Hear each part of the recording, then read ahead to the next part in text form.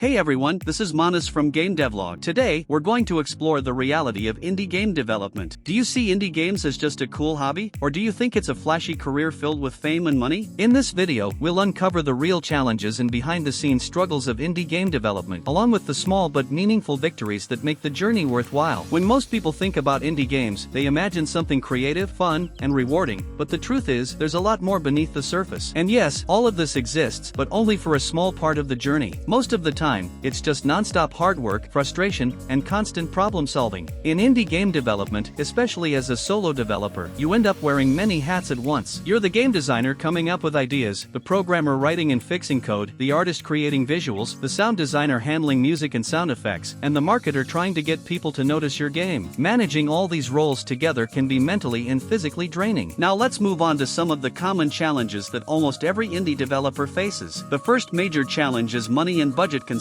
Most indie developers don't have a lot of funding. Unlike big AAA studios, spending massive amounts isn't an option, so every resource has to be used carefully. The second issue is managing time. Game development often takes years, especially when you're working on it alongside a job or studies. That's why staying patient and consistent is absolutely crucial. The third challenge is marketing and visibility. You could create a fantastic game, but if no one hears about it, all that effort goes unnoticed. For indie developers, promoting the game is almost like doing another full-time job. But even with all these challenges, indie game development can be extremely fulfilling. Seeing your first player enjoy your game, reading positive feedback, and realizing that your hard work is finally paying off is an unmatched feeling. Popular indie titles like Hollow Knight and Among Us clearly show that passion and dedication can turn even small ideas into big success stories. If you're also thinking about becoming an indie game developer, here are a few tips based on my personal experience that might help you along the way. First, begin small. Make your first game simple. Don't jump into creating a huge open-world RPG right from the start. Second, never stop learning. Game development is a field where there's always something new to learn. Third, community is important. Be part of indie dev communities, show your progress, and learn from the feedback you receive. Fourth, don't quit. Every successful developer has gone through failures. The key is to keep moving forward. So friends, indie game development is like a roller coaster with highs and lows. But if you're truly passionate, it can turn into an incredible journey. My one request to you is, keep building, keep learning, and never give up. If you're an indie developer, let me know in the comments what kind of problems you face. And don't forget to like this video and subscribe to the channel.